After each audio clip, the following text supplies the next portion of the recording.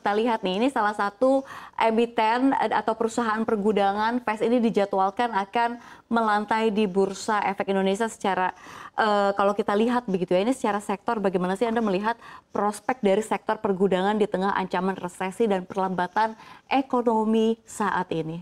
Ya, oke.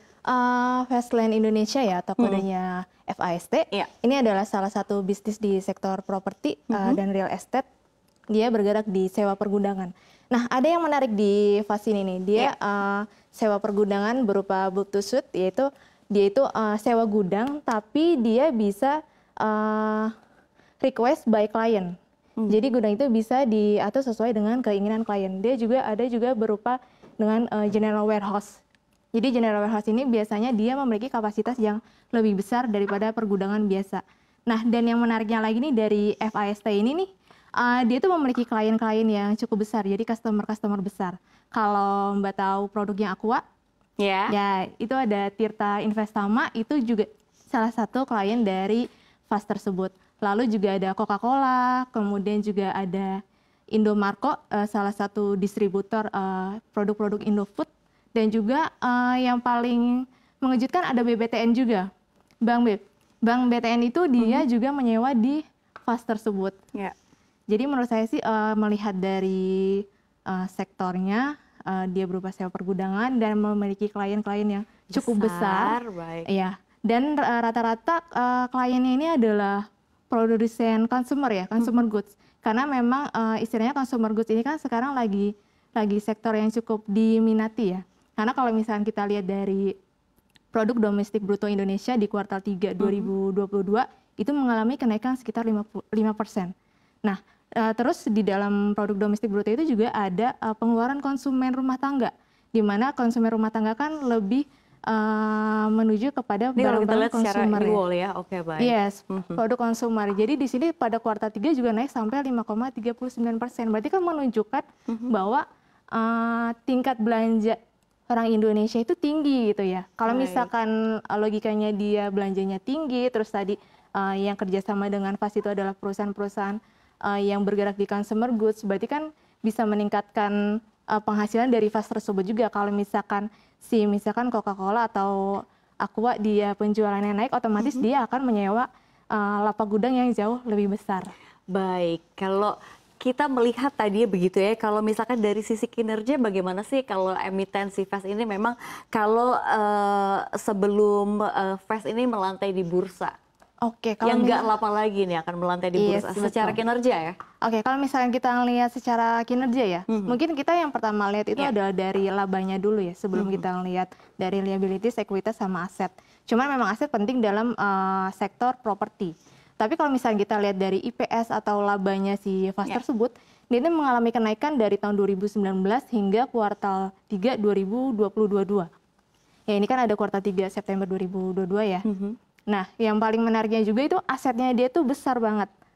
Dibanding pesaingnya di sini bisa dilihat di kuartal 3 dia asetnya adalah 277 miliar, di mana dia mengalami kenaikan dari kuartal 2 2022. Kalau sektor properti itu yang pertama kita lihat, selain dia net profit marginnya besar adalah asetnya juga harus besar. Kalau misalkan dia asetnya besar, berarti kemungkinan dia adalah perusahaan yang cukup besar dan juga ideal sih.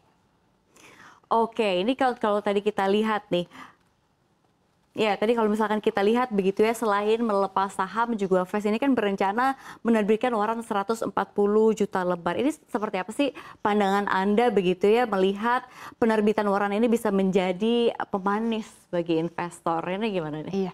Nah, yang menariknya ini dari Fast itu setiap kita beli saham, kita akan mendapatkan warannya juga, di mana rasionya itu 5:1. Tadi juga ada ya di slide yang kedua ya. Dia itu setiap pembelian 5 saham Fast kita dapat gratis 1 waran.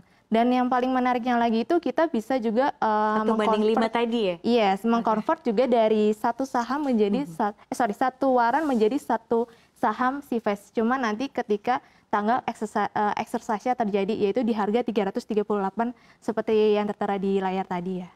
Oke, kalau misalkan dibandingkan dengan kompetitor-kompetitor lain begitu ya, yang masih dalam satu sektor begitu ya. Ini kalau kita lihat misalkan saja kita sebut emiten LP begitu yang juga bergerak di sektor perdagangan. Ini seperti apa sih Anda melihatnya kalau dibandingkan dengan FAS ini? Ya, kalau kita misalkan melihat dari MMLP ya, Ya. itu sama-sama dia sektornya di sewa pergudangan juga. Cuman yang membedakan antara FAS dan juga MMLP ini adalah dari segi asetnya. Karena kalau tadi kita lihat kan FAS itu asetnya di kuartal 3 2022 dia 270 miliaran ya. Ya. Sedangkan kalau misalkan si MMLP ini, kalau kita lihat di laporan keuangan di kuartal kedua, di IDX itu hanya 7 miliar aja. Jadi perbandingannya sangat jauh banget. Dan yang paling mengejutkan juga, MMLP itu mengalami penurunan kinerja. Yeah. Di kuartal 2 itu dia mengalami penurunan kinerja, di mana dia labanya lebih sedikit dibanding kuartal 1 2022 dan juga kuartal 2 di 2021. Kalau kita bandingkan sama FAS, dia kuartal 1, 2, 3 dia labanya terus bertumbuh. Jadi secara IPS itu lebih baik memang pandangannya ke FAS. Ini kalau misalkan kita melihat begitu ya, tadi dari 11 sektor, ini sektor properti dan real estate ini terkoreksi begitu ya, satu-satunya yang terkoreksi. Tapi kalau kita lihat MMLP kalau dibandingkan ini cukup signifikan sekali, terkoreksinya lebih dari 1%, 1,22%. Sebenarnya kalau menurut pandangan Anda begitu ya, ini sektor seperti properti begitu ya, nanti FAS ke depannya akan melantai di bursa, ini seperti apa sih prospeknya di tahun 2023 ini? Oke, sebenarnya kalau kita mau lihat prospek perusahaan ya, kita harus lihat bisnisnya dulu. Yeah. Kalau misalkan memang bisnisnya dia bertumbuh atau bisnisnya memang kira-kira dibutuhkan, karena FAS ini menurut saya salah satu yang bisnisnya terus running ya, karena kan dia menyewa pergudangan yang memang klien-kliennya adalah perusahaan-perusahaan konsumer yang istilahnya konsumsinya terus-menerus gitu. Menurut saya sih harusnya dia tidak menjadi hambatan ketika terjadinya pergerakan ekonomi yang mungkin resesi atau apa, karena bukan jual lahan tapi sewa tempat. Jadi berbeda ketika jual lahan itu kan susah ya. Tapi kalau sewa tempat itu biasanya lebih banyak dibutuhkan. Ya udah, ini tanpa berlama-lama lagi, saya mau tanya nih ya, ini FAS ini layak dibeli atau enggak, atau untuk bisa dipertimbangkan oleh investor, walaupun ini disclaimer on ya. Walaupun ini di disclaimer on ya, tetap keputusan investasi tetap ada di tangan Anda, para pelaku pasar. Ini seperti apa nih pandangan Anda nih? Dalam jangka waktu jangka pendek atau jangka panjang nih? Oke. Sebenarnya ini disclaimer on ya teman-teman ya. Jadi ini bukan rekomendasi beli atau rekomendasi jual nantinya ketika sudah beli dari CNBC Indonesia ya. Jadi kalau misalkan kita memang melihat dari faktor bisnisnya, memang bisnisnya menarik. Tapi kalau misalkan kita melihat dari sisi yang lain, misalkan tadi bisa digeser di slide ya. Mungkin di slide yang tadi ada PER, terus BV. Nah itu kan PER-nya dia udah di 16 ya. Sedangkan kalau misalkan kita mau lihat dari sektor yang sama, kayak real estate itu, PER murah itu mungkin bisa di antara range 10-12. Mungkin kalau dari harga mungkin mahal. Tapi kalau kita lihat dari sektor bisnisnya ini cukup menarik. Jadi balik lagi pada kinerja perusahaannya. Baik, coba kita tunggu aja nanti pas setelah IPO begitu ya. Tapi tetap disclaimer on sekali lagi pemirsa.